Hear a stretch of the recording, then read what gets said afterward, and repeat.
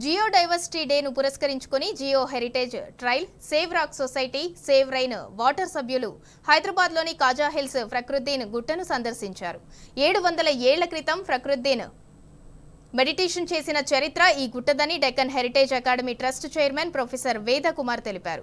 ప్రపంచంలోనే 2వ అతిపెద్ద శిలలుగా డెక్కన్ శిలలకు పేరు వచ్చిందని తెలిపారు. తెలంగాణలోని పాండవుల గుట్ట, మౌలాలి పహాడ్, ఏపీలోని బొర్రా గుహలు వంటి ప్రాంతాలను జియోలాజికల్ సర్వే ఆఫ్ ఇండియా కేంద్ర ప్రభుత్వం గుర్తించి యునెస్కోకు పంపాలని కోరారు.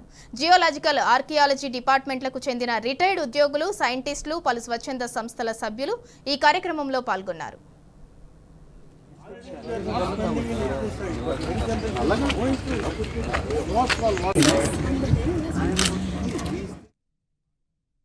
ఈ కాంప్లెక్స్ లోపల ఈ పింక్ గ్రానైటే కాకుండా గ్రే గ్రానైట్, ఇంకా ఇతర డైక్లు, క్వార్ట్జ్ వెయిన్స్, ఇంకా అంతకు ముందున్న ప్రీ ఎగ్జిస్టింగ్ రాక్స్, పీటీజీ అంటారు, అలాంటి ఓల్డ్ రాక్స్ అన్నీ కూడా ఉన్నాయి. ఈ రాక్స్ ఈ షేప్లోకి రావటానికి కొన్ని లక్షల సంవత్సరాలు ఈ శైథిల్యం వల్ల, ఈ స్ట్రక్చరల్ వాటి వల్ల ఇదంతా తయారైపోయినాయి. ఇవి తయారు కావడానికి కోట్ల సంవత్సరాలు పడితే డిఫిగర్ చేయడానికి మనం రోజుల్లోనే దీన్ని చెడగొట్టేస్తున్నాము. ఇవన్నీ ఈ ఫార్మేషన్స్ను, ఈ ఆకృతులను ప్రొటెక్ట్ చేసుకోవటం మన బాధ్యత. ఈ విషయం అందరికీ తెలిస్తే మంచిది.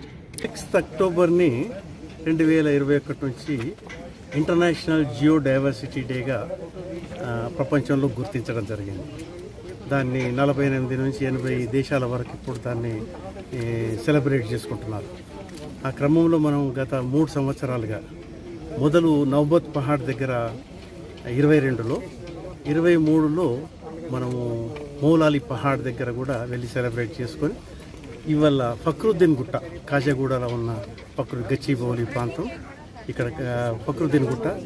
ఈ గుట్టకి చరిత్ర మనకు అంటే ఇక్కడ నివాసాలుండి ఉన్న ఒక హిస్టారికల్ చరిత్ర ఏంటంటే ఫక్రుద్దీన్ గారు 700 పైచిలకు సంవత్సరాల నుండి అప్పుడు ఇక్కడ ఉండి ఇక్కడ మెడిటేషన్ చేయడము, ఆయన దర్గా ఇక్కడ ఉంది.